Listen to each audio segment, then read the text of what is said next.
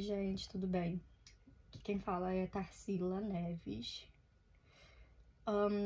Eu gostaria só de, tô fazendo esse vídeo assim mais por um motivo pessoal meu.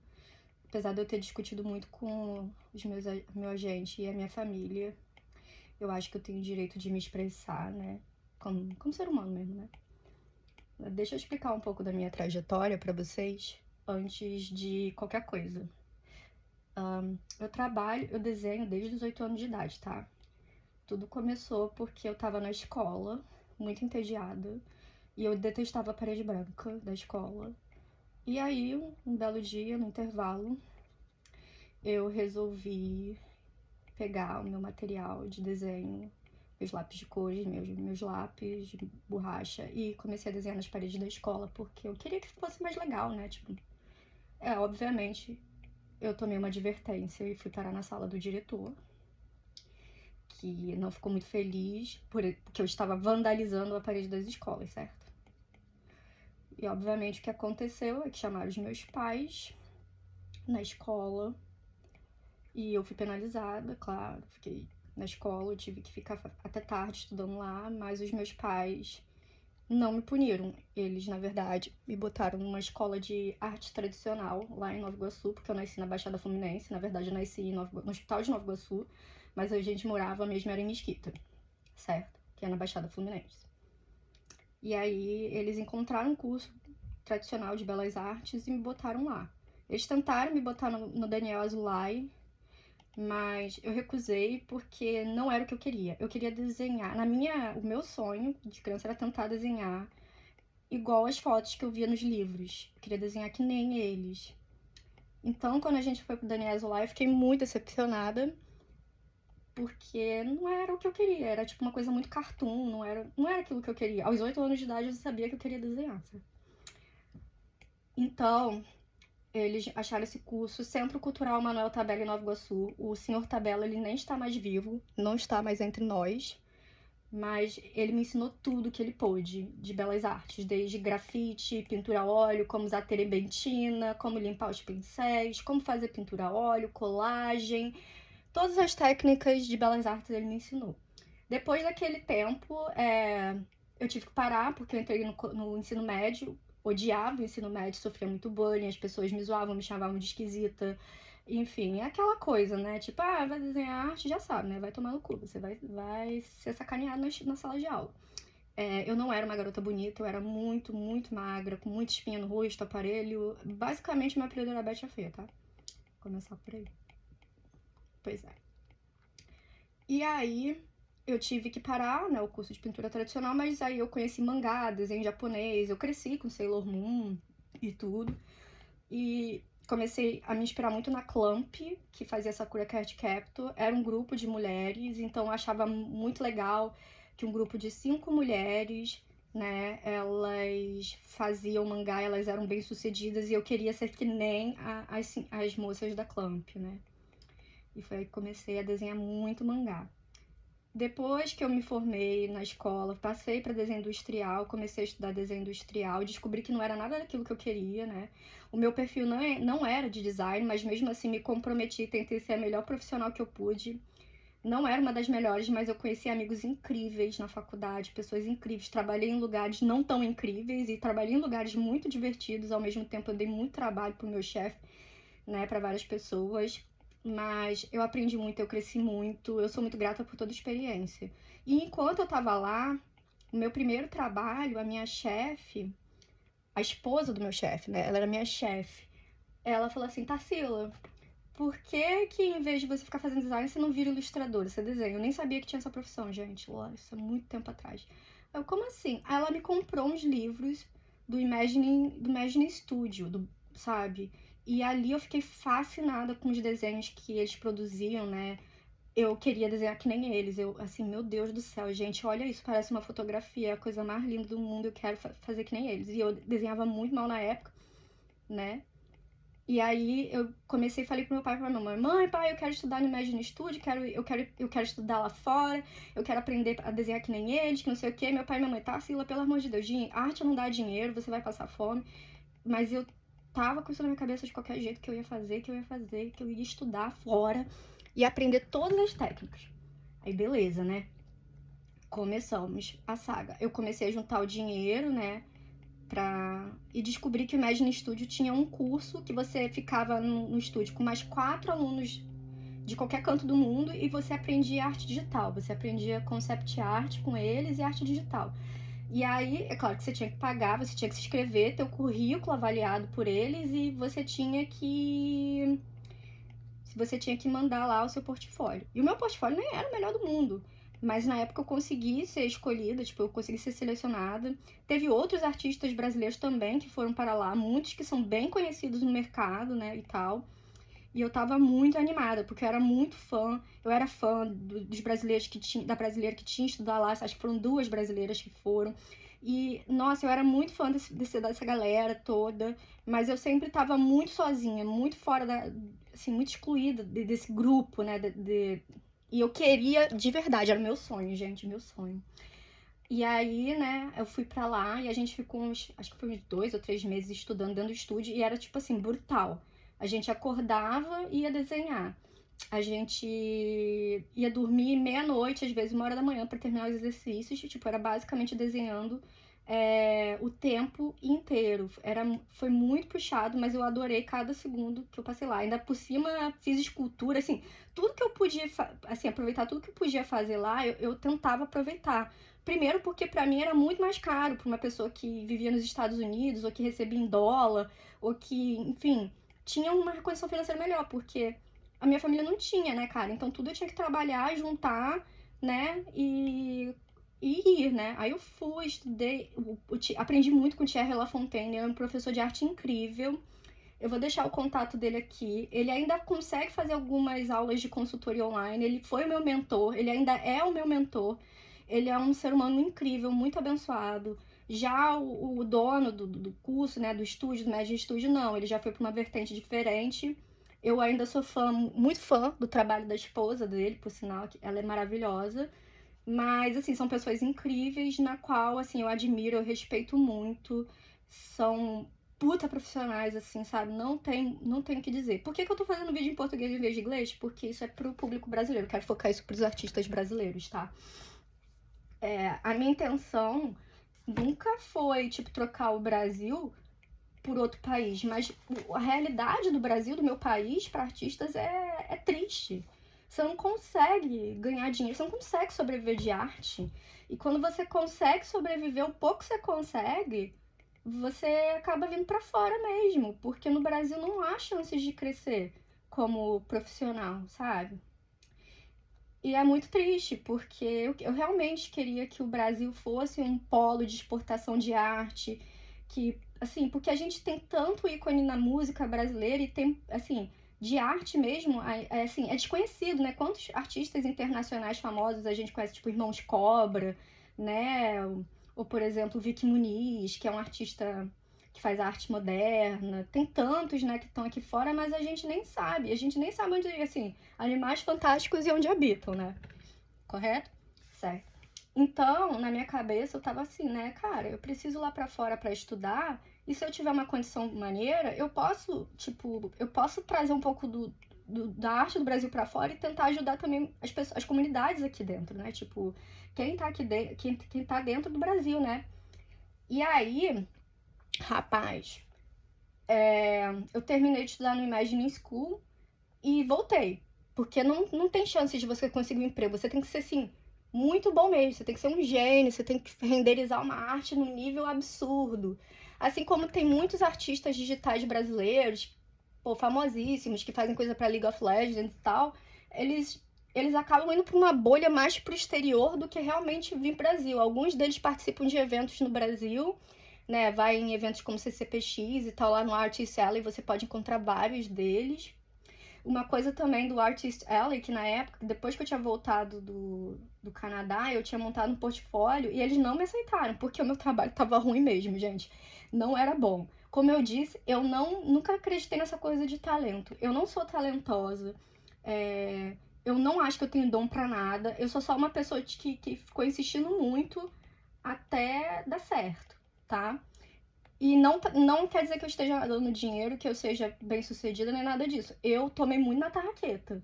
Acho que a minha geração, essa de millennials e Gen Z, nossa, a gente deu tudo errado, assim, deu tudo muito errado. E aí eu voltei pro Brasil com uma mão na frente e outra atrás, sem emprego, desempregada, né? Achando que o meu currículo tava incrível, e não tava. Tanto que eu aplicava pros lugares e ninguém me aceitava, ninguém me chamava, ninguém... Enfim, eu era invisível.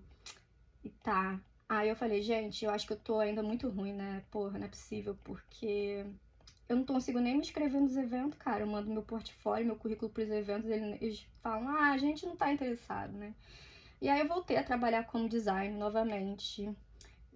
Fiquei trabalhando numa agência até muito boa, que fazia coisas pra shopping, etc. Aprendi muito lá, também dei muito trabalho pros meus chefes e tentei o meu melhor, mas infelizmente não era a minha praia. E é por isso que eu falo, dei muito trabalho pros meus chefes, porque não era a minha praia. E isso é muito ruim, né? Que a gente às vezes quer trabalhar com uma coisa que a gente acha que é bom e não dá certo, né? Aí fiquei um tempão trabalhando lá, fui demitida, obviamente, porque eu fiz besteira. E jovem, né, fazendo besteiras, como sempre. E aí eu peguei o dinheiro da rescisão e falei, mãe, pai, eu vou estudar fora de novo pra ver se eu melhoro. Eu vou lá, vi um curso chamado Vancouver Film School e é pra lá que eu vou. E meu pai e minha mãe de novo, Tarsila, você vai morrer de fome, a arte não dá dinheiro. Por que você não faz um concurso público, minha filha? Ou por que você não, sei lá, faz medicina que nem a sua irmã? Eu burra pra caralho fazer medicina, valeu, mãe. Tá. Aí eu falei, não, eu vou estudar, eu vou me esforçar. E aí lá fui eu, porra, estudar inglês de novo, fazer tudo de novo, tudo de novo. Assim, sabe? Muito frustrante. Mas eu fiz. E juntei o dinheiro da demissão, mais o que eu tinha na poupança. Eu peguei todo o meu dinheiro e paguei a Vancouver Film School. Meus pais eram contra na época, né? Eles acharam que era uma péssima ideia. E a minha tia, que gosta de arte, ela que me incentivou na época. Mas, ainda assim, quando eu decidi vir, meus pais deram um jeito lá deles de comprar passagem pra vir. E aí eu fui morar no norte de Vancouver, na casa de um casal brasileiro que até hoje são grandes amigos meus. Eu amo eles, assim, são pessoas incríveis na minha vida. Eu acho que muita coisa na minha vida aconteceu porque eles também estavam ali, né? Até hoje eu mantenho contato. E eu morava num den. O den é tipo um closet. Então eu morava tipo Harry Potter. Eu morava num closet que era igualzinho o armário do Harry Potter. E a minha irmã ficava me sacaneando. Caraca, Tarsila, você tá morando no closet do Harry Potter. Eu, puta merda, é verdade, né? Aí, essa moça essa linda moça, Ana, que agora é mãe de uma criança linda, ela trabalhava no Denny's, que é uma rede de fast food, não sei se vocês conhecem. E aí ela arrumou um emprego pra mim trabalhar lá como hoster. Aí eu falei, beleza, vou fazer a Vancouver Film School, vou trabalhar como hoster aqui e vou juntar dinheiro pra pagar a próxima faculdade pra eu continuar aqui até eu arrumar um emprego no estúdio. Porque o meu sonho indo pro Canadá era trabalhar no estúdio, né? Tipo, eu vou pro estúdio, caraca, pô, vai ser muito maneiro, vou fazer coisa pra Disney. Eu sonhando, olha eu sonhando, eu vou trabalhar na Disney. Valeu, colega, que você vai trabalhar na Disney, senta lá. Mal chegou no avião e já quer sentar na janela, né, querido?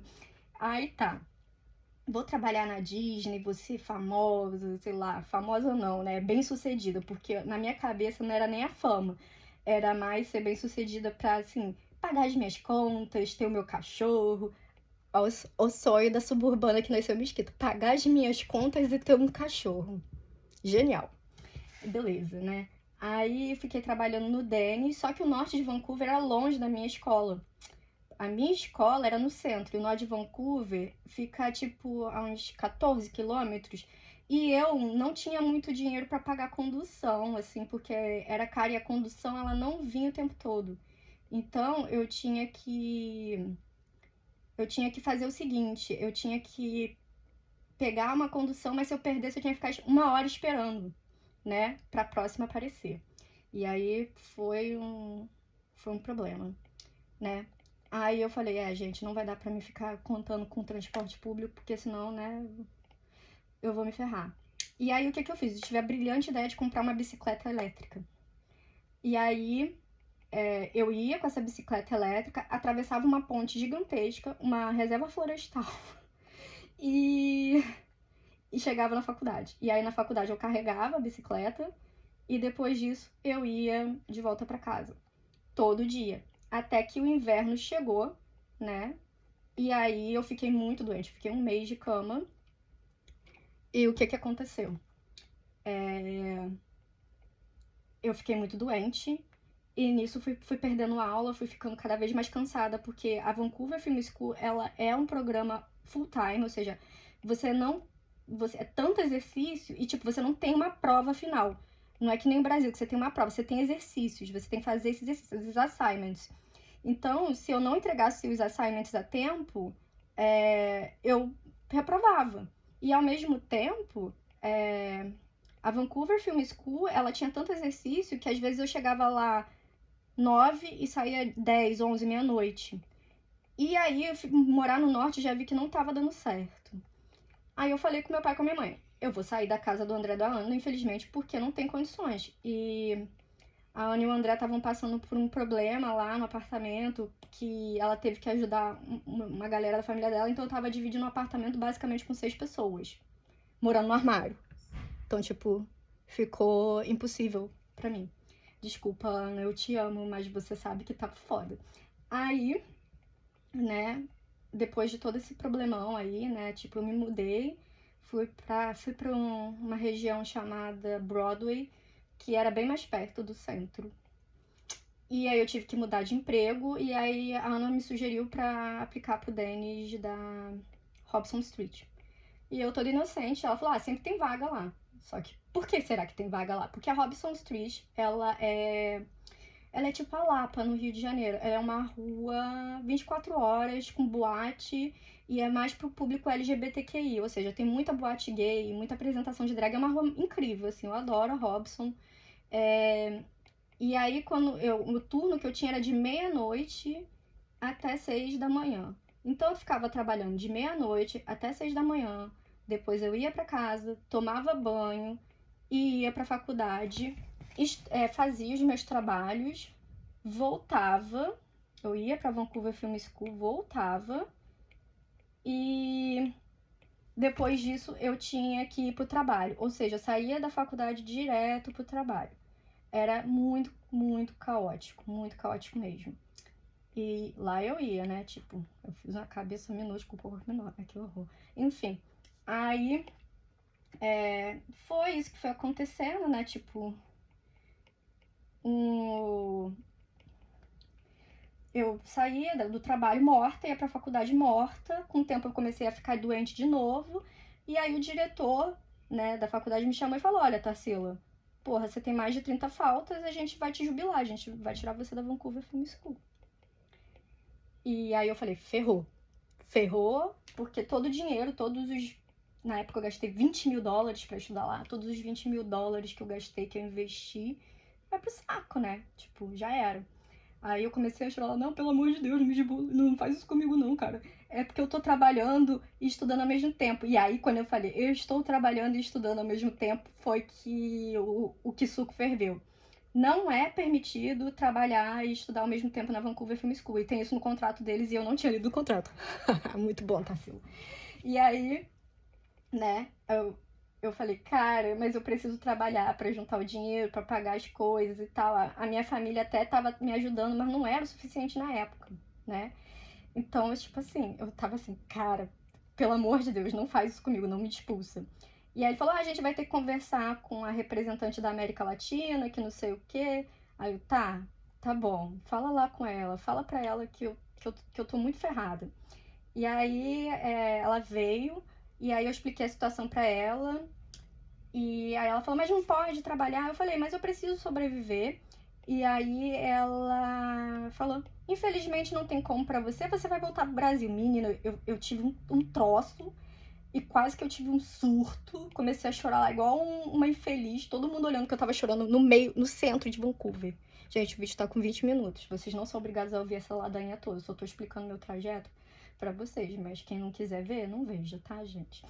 Aí eu falei, gente, meu Deus do céu, ferrou, né? Tipo, eu liguei pro meu pai e pra minha mãe, eu fiz besteira, tipo, eu tava trabalhando pra juntar minha mãe. Se você tava precisando de ajuda, era falar pra gente, que não sei o que, a gente ia dar um jeito, mas eu não queria atrapalhar mais a minha família, porque eu já achava que eu era um peso pra minha família e que eu tava dando muito trabalho pro meu pai e pra minha mãe, que não era certo isso. Eu sinto um peso muito grande de dar trabalho pros meus pais. Aí, menina, gente, eu preciso mais de uma tela de referência do que essa, tá foda. É que eu quero fazer o rosto dela, misturar com isso aqui e quero botar o cabelo loiro. Ai, socorro. E eu gosto mais dessa paleta de cores aqui. Enfim. Aí, eu acho que eu quero botar assim no lateral só pra me entender mais ou menos como faz a estrutura desse rosto. Aí, meninos, todos. Aí eu não sei, gente, fico confusa com essas coisas, é que eu tô velha já, né? Mas enfim. Aí, eu falei pro meu pai e pra minha mãe o que estava acontecendo e eu fiquei nessa rotina por enquanto até eles tomarem uma decisão. E aí eu tava trabalhando no Denis e quem apareceu no Denis foi o meu professor de animação. Ele foi lá pra ver se eu tava trabalhando de verdade ou não. E eu lá, linda, igual a Cinderela, linda, igual a Cinderela, limpando o chão, servindo café pras pessoas. E ele ficou assim de cara, que acho que ele nunca viu um pobre na vida, né? Deve ser difícil ver um pobre na vida, né? Ele nunca viu um pobre na vida. Aí ele falando, quer dizer então que você trabalha aqui? Eu falei, eu tô trabalhando aqui pra ajudar nas despesas, a minha família me ajuda, mas assim, não acho que é certo, eu acho que eu também tenho que colaborar de alguma forma e eu preciso juntar dinheiro, caso eu queira ficar aqui, porque eu quero aplicar pros estudos, é o meu sonho e tal, eu quero ter uma vida estável, trabalhando com arte desde pequena, blá blá blá. E aí ele falou com o diretor, convenceu o diretor a, tipo assim, conversar comigo de novo, tipo, dá uma chance pra ela, tipo, fala com ela de novo, porque eu acho que você vai se arrepender de expulsar ela da Vancouver Film School. Ela é muito boa, ela é uma das melhores alunas de anatomia, uma das melhores alunas de anatomia, sendo que eu fiz aqui vocês viram, né? Eu fiz uma cabeça aqui minúscula para um corpo enorme, mas ok. Aí o diretor me chamou de novo e ele falou: a gente vai dar uma chance para você, né? A gente vai dar mais uma chance para você, contanto que você refaça um termo, que era de personagem, construção de personagem. Aí eu achei ótimo, porque realmente o meu foco é fazer figura humana, né? E sempre foi, tipo, meu sonho sempre foi fazer figura humana mesmo, né? Que é o tal do character design. Aí eu falei, não, beleza, faço sim, tipo, topo, me usa, me usa. Aí tá, tudo certo. E nesse meio tempo eu comecei a namorar. Eu tinha achado um rapaz lindo no Tinder, um russo, loiro, alto, assim, parecia até o Ken da Barbie. Parecia o Thor, enfim. Eu tava muito apaixonada, gente. E aí a gente começou a namorar. E nesse meio tempo eu terminei a Vancouver Film School. E dentro da Vancouver Film School, que era engraçado, é porque você realmente precisa ter dinheiro para sobreviver nessa escola, tá? Os estúdios iam lá dentro para contratar, né, os alunos e tal. E eu perguntava, e aí, para aluno estrangeiro, como é que faz para imigrante? Eles não contratavam. E por que eles não contratavam? Porque você precisa ser canadense para pegar um trabalho no estúdio, porque a papelada, os trâmites eram caros. E aí eu, tudo bem, entendi. Ah, tá, entendi, é caro mesmo. E para você ser contratado como estudante, você teria que, no caso, fazer uma espécie de internship, que é um programa para ser contratado pela empresa. E você tinha que ser um estúdio ambulante em um só, ou seja, você tinha que saber 3D, você tinha que saber 2D, você tinha que saber Toon Boom, você tinha que saber o pacote Adobe, você tem que saber 3D Max, Maya, Blender, tudo isso para receber, sei lá, $23 a hora, o que é uma mixaria, sabe? Ainda mais para quem é imigrante. E para você conseguir aplicar depois pro PR, a sua empresa tem que fazer a documentação, a empresa que te contratou tem que fazer a documentação e etc. Então, assim, eu já comecei a perceber que o buraco era mais embaixo. E outra coisa, você sendo estrangeiro, seu inglês não sendo bom, você vai sofrer muito preconceito, muito racismo, principalmente dos canadenses em si. Eles sacaneiam mesmo você se você tem um inglês ruim. Eu já tive casos de que a pessoa mandou assim: eu vou contratar um tradutor em espanhol pra traduzir o seu espanhol pro inglês porque eu não entendo seu inglês, sendo que eu sou do Brasil e falo português. Pois é. Aí, né, o problema maior é esse, né, que tipo, que eu tinha que saber o inglês pra poder também aplicar direito pras coisas. E eu sei português, eu sei japonês, Nihongo Hanashimasu, tá, galera? E sei o inglês e um pouco de espanhol. Mas o meu inglês não era, tipo, o melhor de todos, não. O meu inglês tem melhorado agora. Tanto que eu tô fazendo vídeo em português porque eu não quero nem me estressar fazendo meu cérebro traduzir 2 idiomas ao mesmo tempo. E isso aqui é pros artistas brasileiros. Não quero fazer nada pra gringo, porque o gringo tá bem, gente. A gente que tá na merda, né? E aí, beleza. Aí eu falei, gente, beleza, tá, os estúdios não vão me contratar. Mesmo que eu tivesse um portfólio muito bom de pintura em 2D, de anatomia, de perspectiva, de tudo, eles não iriam me contratar. E por que eles não iriam me contratar? Porque não compensa pra eles. Eles querem uma pessoa que saiba fazer tudo e que seja barato e ao mesmo tempo querem eu tô cometendo aqui um dos maiores erros que os artistas de anatomia fazem, mas tem que confiar no processo. Tipo, eu vou arrumar tudo e tal pra ficar legal e coerente. Se um artista profissional me vier falando isso, vai falar assim, olha lá, traindo o movimento. Essa garota aí, não tem de porra nenhuma. Mas calma, gente, que vai dar tudo certo. Confia no processo. Aí, né, foi o que aconteceu, realmente. Tipo, eu não consegui um emprego. E aí eu fui em todos os estúdios, eu te juro. Eu participei de trabalho voluntário em evento de animação, evento de estúdio. E sabe o que aconteceu quando eu fiz fazer esses trabalhos voluntários? Eles me botaram pra ser o mascote do evento. Eu não recebi por isso, tá, gente? Eles me botaram pra ser o mascote do evento. E se vocês procurarem no meu Instagram, vocês vão achar foto de um cavalo fantasiado, com o James Baxter, que é o diretor de animação da Hora da Aventura. Esse cavalo era eu, tá? E dentro daquela fantasia de cavalo, eu tava chorando. Porque eu tava me sentindo muito mal. Tipo assim, caralho, que humilhação, brother. Mas enfim, eu força na peruca, eu aceitei o desafio e dei o meu show lá como cavalo. Mas se vocês procurarem um cavalo fantasiado no meu Instagram, vocês vão achar. E esse cavalo sou eu. Por favor, gente, não fiquem zoando da minha cara, porque eu sou muito traumatizada desse evento, sabe? Eu tava muito achando que eu ia ficar no caixa, alguma coisa assim, eles botaram uma fantasia de cavalo. Bem-vindo ao Canadá, Tarsila, bem-vindo, né? E aí, eu passei por essa situação e tal. Assim, eu tentei de tudo pra arrumar um emprego no estúdio, eu te juro, eu tentei de tudo. Tipo assim, se uma pessoa me falasse assim, faz uma docinha ridícula aí pra ganhar um emprego na Disney, eu faria.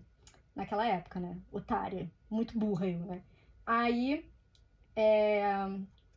passou, né, esses eventos, a situação, me formei na Vancouver Film School, tava namorando um russo gostoso. A única coisa que eu tinha de bom era esse russo, gente. Ele era um espetáculo, ele malha todo dia, porque a gente agora tá casado, né? Ele malha todo dia. Eu ficava assim, nossa, olha quantas bolsas, quanta sacola de compra esse homem pode carregar pra mim. Meu Deus do céu, gente. E eu sou muito apaixonada por ele, até hoje. Eu sou doida por ele, mas ele também é muito bom pra mim. Ele é uma bênção na minha vida. Aí tá. Aí a gente tava namorando e tal, me formei, e aí eu descobri que a Vancouver Film School tinha um pathway. O que é um pathway, gente? Um pathway é você fazer uma outra especialização por fora para poder ganhar o visto de trabalho. E no Canadá, para você se imigrar, você precisa de algumas coisas. Você precisa ter o visto de trabalho, o diploma fora do Canadá. Eu tinha o bacharelado de desenho industrial, que me contava com pontos, né? Eu tinha a Vancouver Film School como uma primeira graduação e a segunda da BCIT, que juntava mais 200 pontos.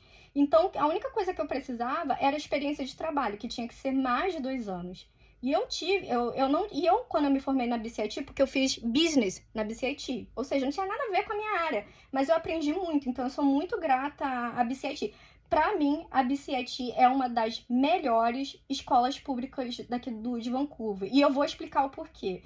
É uma vibe totalmente diferente da Vancouver Film School, que caga pro aluno. Gente, a Vancouver Film School cagou tanto na minha cabeça no final que eles botaram o meu nome errado no livro de estudante de final do ano. Meu nome tá escrito errado. Eu vou mostrar, eu vou botar no final do vídeo a foto da turma, assim, todo mundo que era da minha turma, e o meu nome tá lá escrito errado. E eu mandei um e-mail pra eles dizendo que meu nome tava escrito errado.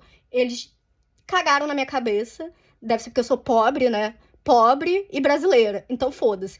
Cagaram na minha cabeça e botaram meu nome errado lá. E vida que segue, né, Tarsila, né? Tudo bem. O que que é o que que é, né? Todo dia um 7-1 pra quem é brasileiro? Não é nada, né, gente? Aí, beleza. Fizeram isso, né? Tipo, escreveram meu nome errado. Aí eu fui pra BCIT. E nisso começou o problema da pandemia, do Covid. Aí eu falando, gente, será que o Covid é uma coisa tão bizarra assim? Tipo, será que mesmo que vai fechar tudo? Tipo, vai todo mundo, né? Tipo, holocausto zumbi? Será que vai ser um negócio assim mesmo? E, cara, e foi. Todo mundo lembra da pandemia, né? Que inferno. E aí, né, nessa época, o meu namorado, que agora é meu marido, enchendo meu saco, vamos morar junto, vamos morar junto. Eu falei, rapaz, esse negócio de morar junto não vai dar certo, a gente vai dar merda. Aí eu falei, tá bom. E nesse meio tempo que a gente começou a morar junto, eu descobri que ele era refugiado da Rússia, porque também tinha começado lá o problema da guerra. Aí eu falei, pronto. Tipo, o que que mais de errado pode dar, né? Azar no amor, azar no emprego, azar na vida. E nesse meio tempo da BCIT, que eu comecei a estudar na BCIT, eu não consegui mais aguentar o tranco no Denis, então eu tive que sair. E aí eu fui pegando vários bicos, incluindo limpar casa de gente rica, tipo mansões, que, sei lá, são uma casa com 20 quartos para 2 pessoas morarem. Passear com cachorro, esse era o meu emprego favorito, passear com cachorro. E basicamente eu tava fazendo isso, tava fazendo esses bicos para sobreviver. A pandemia explodiu e os bicos foram diminuindo, porque as pessoas foram reduzindo o número de trabalho e tudo e tal. Então você imagina, né, o meu desespero. E a minha família estava também com uma condição financeira não muito boa, né, por causa do Covid. E aí eu entrei em combustão, em desespero, eu entrei numa depressão ferrada, como todos os millennials e toda a geração Z, né? No Covid a gente entrou numa depressão bizarra, foi uma depressão coletiva, né? Todo mundo começou a tomar o quê? Sertralina, quetiapina, tudo, né, gente? Eu acho que eu sei todos os nomes de antidepressivo porque eu tava tomando todos. E aí, eu estudando na BCIT, assim, tentando me formar, tentando sobreviver. Até que chegou uma hora que o dinheiro acabou. Tipo, eu não tinha mais dinheiro para sobreviver. E eu já tava pensando até em quê, né? E dar um fim na parada toda. Mas eu não podia, porque eu tinha uma família, eu tinha amigos. Amigos não, eu não tinha amigos. Eu não tenho amigos até hoje aqui no Canadá. Se eu tenho amigos, eu tenho só esse grupo, esse casal brasileiro, que eu amo de paixão. Alguns gatos pingados, e agora que eu tô começando a fazer amizade com alguns artistas. Eu só tinha o Vitor, meio que é o meu marido, tá?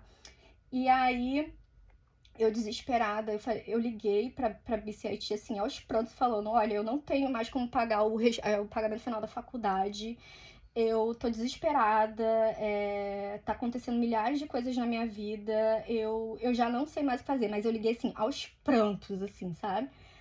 E pra piorar essa situação, eu tinha tido um problema com a casa anterior que eu morava, e então eu tava morando no quintal do meu senhorio, do meu apartamento anterior. E ali, naquela época que o Vitor e eu, a gente começou a morar junto. E foi um caos, tá? Imagina você tá namorando durante 2 anos, e aí você, do nada, tá morando junto com essa pessoa que você tá namorando há 2 anos. Então, foi muito difícil pra mim. E eu fiquei sabendo que muita gente terminou, né, na pandemia. Então, você imagina lá o meu desespero, né? Correto. E aí, né, a situação na BCIT foi essa. E aí, uma das diretoras, ela não era bem diretora. Ela era responsável pelo meu curso, que era de business. Ela falou assim, Tarsila, eu recebi a sua mensagem. A BCIT está fazendo o possível para ajudar os estudantes internacionais. Por quê? Porque a BCIT é uma faculdade pública. Ela não é uma faculdade particular, que nem a Vancouver Film School, que você precisa ser rico, entendeu? E aí ela falou, olha, Tarsila, a gente vai abater o pagamento final e vamos te mandar um dinheiro para ajudar você na alimentação. E ali foi quando eu comecei a sentir esperança. Eu contei pro meu pai e pra minha mãe. E nesse meu tempo, a minha mãe, uma jovem de 60 anos, 59, 58, menos que isso. Ela tava, acho que com 57 anos nessa época. Ela era formada em odontologia e enfermagem e estava se graduando em medicina. Ou seja, a minha mãe nunca desistiu dos sonhos dela. A minha mãe é porreta. E ela ainda tem mestrado em farmácia nuclear, tá, gente? Aí a minha mãe falou assim, Tarsila, eu estou me formando em medicina, assim que eu me formar em medicina, eu vou poder te ajudar mais, minha filha. Então, segura a onda, não desiste. E nesse meio tempo, né, eu consegui, tipo, resolver com a BCIT, eles me deram esse boost, né, que foi essa força para eu poder seguir em frente. E aí eu fui procurar um emprego de novo. E lá fui eu procurar. Só que não tinha emprego em estúdio, não tinha emprego nesses lugares. Por quê? Ó, fazia a técnica do dedinho aqui, ó. A técnica do dedinho. Aí, não tinha, né? E aí eu falei, gente, ó, o espaço negativo aqui tá bem menor do que esse. Então tem que reduzir o espaço negativo aqui. Porque, né, se você ver aqui, ó, tem que ser menorzinho mesmo, né? Ela tem uma cintura fininha, mas nem tanto, né, colega?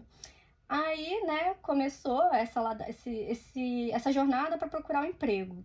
Eu falei, vou procurar um emprego, vou fazer o dedinho de novo aqui, vou procurar um emprego.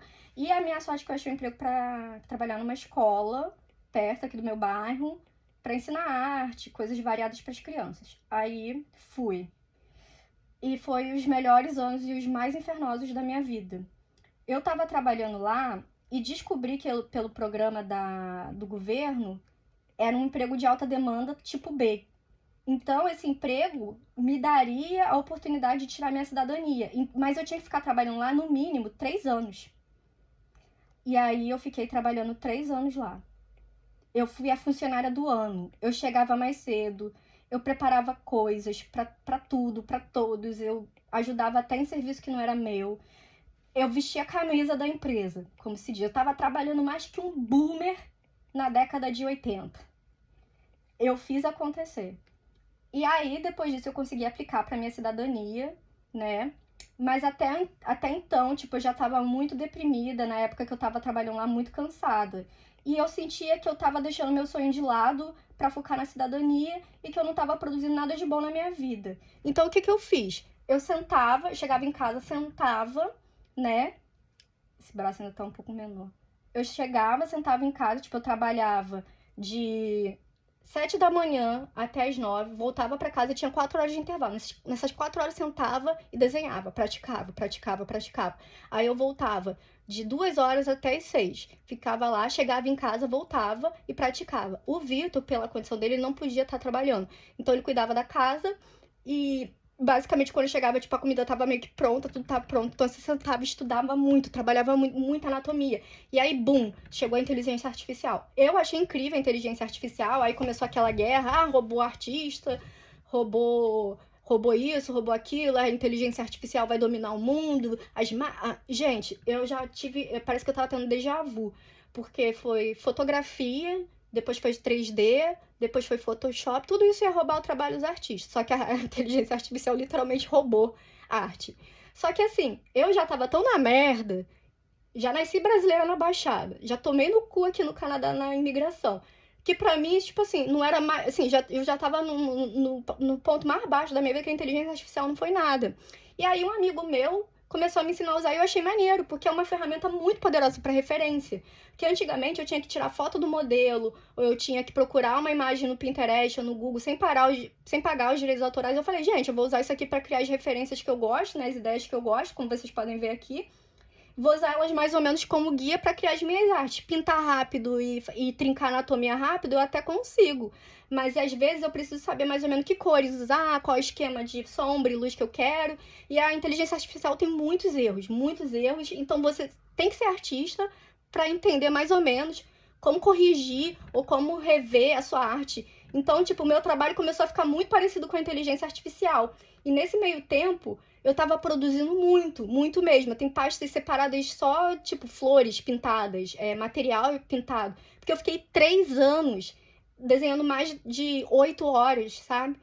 E, cara, e aí eu fui postando no Instagram, fui postando no Facebook e os números de seguidores começaram a aumentar. Até que eu falei, gente, é melhor investir nas redes sociais, porque eu já tava meio que começando a desistir de trabalhar em estúdio. Eu falei, gente, eu não vou conseguir emprego em estúdio, ninguém tá contratando, eu não sei 3D direito. Eu meio que tava, assim, muito deprimida. Eu tinha desistido completamente dos estúdios, porque eu já não via mais esperança naquilo. E com a chegada da inteligência artificial, eu tava com medo do cenário mudar. Vamos, por exemplo, consegui um emprego no estúdio. Aí, sei lá, o estúdio resolve implementar a inteligência artificial e me demitir. E nisso eu tava muito, assim, frustrada. Aí eu falei com o meu pai, Tarsila, a genialidade do ser humano é a arte de se adaptar e seguir em frente. Eu nunca esqueço isso que meu pai me falou. E a minha mãe, com 50 e poucos anos, se formando em medicina, cara. Eu não podia desistir, sendo que meu pai e minha mãe estavam lutando e trabalhando para me ajudar aqui. Eu senti uma responsabilidade muito grande, um fardo muito grande. E não era justo eu me maltratar e me machucar por uma coisa que eu não consigo controlar, que é o Covid, que é a guerra, que é a inteligência artificial. Não tem controle sobre isso. E então a única coisa que eu pensei era produzir, desenhar, desenhar todo dia, sentar e desenhar todo dia. Eu chegava em casa chorando e desenhava chorando, porque no meu trabalho eu não podia falar nada. E tinha funcionário que gritava na minha cara, que eu sofria preconceito. E eu chegava em casa aos prantos, assim, Vitor, eu não aguento mais, eu não aguento mais. Só que eu também tinha um motivo para continuar no trabalho e pegar cidadania, porque eu queria salvar o Vitor. Eu não queria que o Vitor voltasse pro país dele e fosse enviado pra guerra. Apesar dele estar aqui com tudo ok, ele é o amor da minha vida. Então, se eu não lutasse por ele também, tudo seria em vão, sabe? E aí eu comecei a treinar, e aí um monte de gente começou a me acusar assim, ela tá usando inteligência artificial em todas as artes dela, ela não desenha nada. Cara, olha a minha trajetória, eu desenho desde pequena e tal, foram muitos anos de dedicação, e eu entendo as pessoas ficarem frustradas e me atacarem, porque elas estão com raiva de outras coisas e meio que me acharam, assim, me botaram pra bode, tá ligado? E tudo bem, tipo, às vezes é uma pessoa jovem que tá frustrada, que nem eu tava frustrada, não conseguia arrumar emprego, nem nada disso. Aí, brother, tipo, eu falo igual carioca. Eu tava muito frustrada e a única forma de eu me sentir bem e de me sentir importante, não importante, me sentir viva, era desenhando todo dia, sabe? E o Vitor, porra, você não faz mais nada, você chega em casa e só desenha. E eu falei, cara, é a única forma que eu consigo de, tipo assim, de me sentir bem, de me sentir útil, de me sentir viva, de me sentir útil pra mim mesma, porque eu já tava começando a achar que eu não era boa pra nada, que eu era inútil pra tudo. E era muito difícil, porque o Vitor não entende nada da minha profissão. Então ele basicamente falava que era tudo isso que eu tava fazendo era meio que em vão. Mas eu também sei que ele tava passando por muitos problemas. Então eu tinha que segurar a onda ali, tá ligado? E aí eu consegui. No meu segundo ano de trabalho, chegou uma hora que eu, tipo assim, eu surtei. Eu não aguentei mais. E fiquei muito doente, fiquei internada. Aí lá, depois disso que eu melhorei, o meu médico, que foi uma pessoa maravilhosa, ele disse assim, Tarsila, eu vou escrever um documento dizendo que você só pode trabalhar meio período. E aí eu fiquei trabalhando meio período e nisso eu tive mais tempo para estudar como crescer pelas redes sociais. Aí eu fui participando do Meta, fui participando de grupos em Facebook. E aí esse ano que as coisas meio que começaram a aparecer. Começou a aparecer cliente, começou a aparecer exposição. E eu consegui entrar pro diretório da Beauty Bizarre, que foi pra mim, assim, tipo, o supra-sumo. Foi o creme de la creme, como aquela blogueira lá de maquiagem, Kari Bakini, fala, né? Creme de la creme. Aí, eu tava muito feliz. A Beauty Bizarre depois acabou me mandando um e-mail dizendo que alguém tinha mandado e-mails dizendo que eu não era uma artista de verdade, que era uma fraude e que tudo que eu tinha feito foi por inteligência artificial. Mas por quê? Porque eu uso a inteligência artificial como referência, né? E aí, pô, né, foi assim, deu errado, né? Tipo, foi um tiro muito errado, né? E aí, né, eles estavam pensando em me remover do diretório. Aí eu falei, olha, se vocês estão na dúvida das minhas habilidades, eu faço um vídeo ao vivo, do zero, e aí a gente meio que resolve isso aí, entendeu? Aí elas falando, não, tudo bem, vamos fazer isso então. Aí eu fiz o vídeo ao vivo, elas pediram desculpa depois, porque realmente, tipo, eu tinha trincado tudo. E eu fiz a arte completa em um dia e meio. porque a minha produção sempre foi muito rápida. Eu trabalhava em agência de publicidade, então tudo era pra ontem, né, cara? Tipo, tem que ser rápido, tem que entregar rápido, tem que produzir rápido, capitalismo, blá blá blá, entendeu? E tipo, eu fiz rapidão lá, fiz um dia e meio, entreguei os arquivos originais, tudo certo, eles ficaram do meu lado. Mas a gente descobriu que a pessoa que tinha feito isso era do grupo Ilustradores Brasil. A gente não sabe quem é essa pessoa, obviamente. Ela tirou vários prints meus, mandou coisas para meus professores de arte, dizendo que era uma farsa. Totalmente assim, foi muito cruel. E eu fiquei muito triste. Claro que eu fiquei triste, né? Porra, anos de dedicação, trabalhando.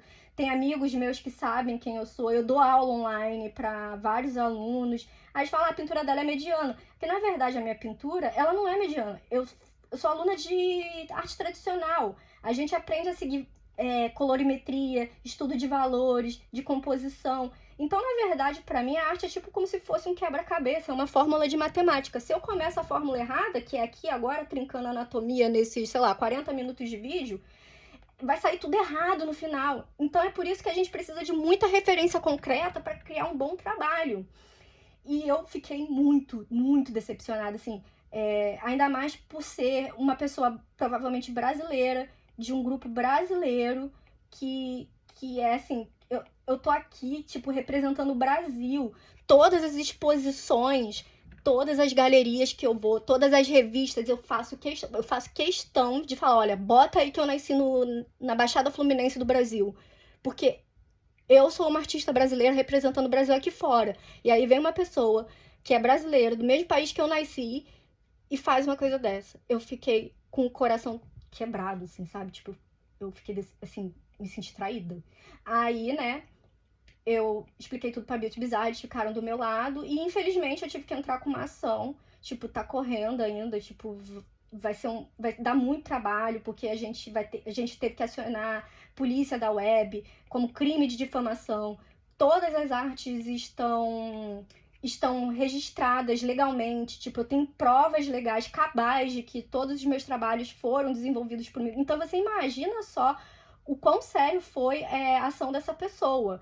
Porque são anos dedicados à arte, anos dedicados à minha profissão. Aí porque eu escolho uma ferramenta como referência, eu passo por esse tipo de problema. Mas esse é o problema das pessoas que odeiam a inteligência artificial, a tecnologia, por causa de roupa, por causa daquilo.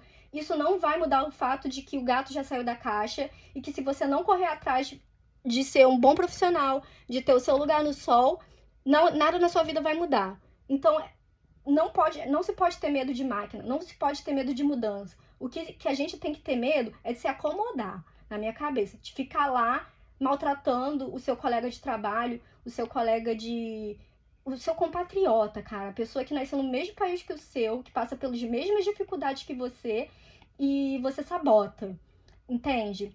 E aí, a Beauty Bizarre ficou do meu lado, eles deletaram tudo, eles me mandaram os arquivos originais da pessoa que tinha feito isso.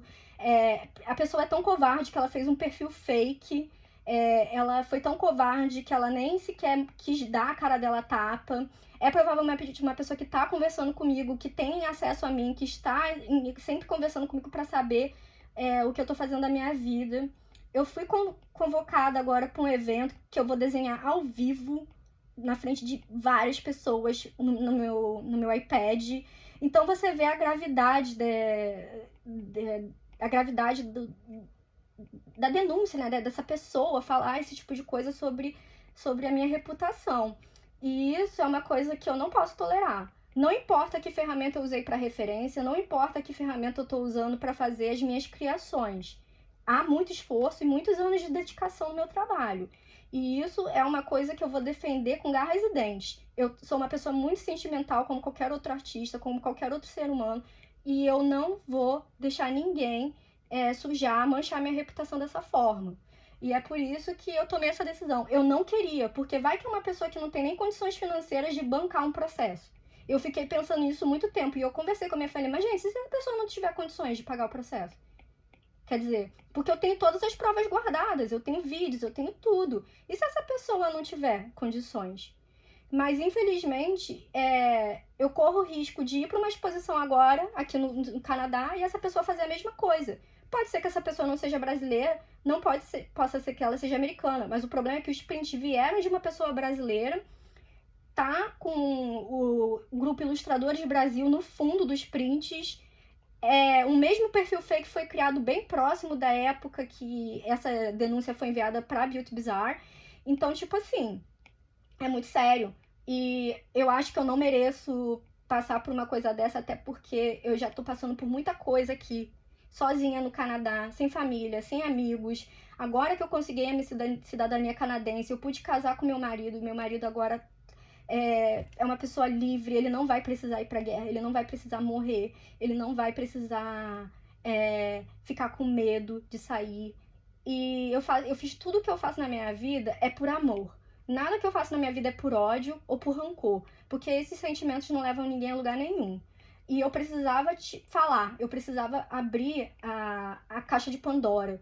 Não importa se eu vou ser prejudicado ou não com isso, não importa se vai dar certo ou não, mas eu quero deixar bem ciente que quem me educou foi a Sailor Moon, tá? E eu venço tudo através do amor e da justiça. Beijos pra vocês, muita paz.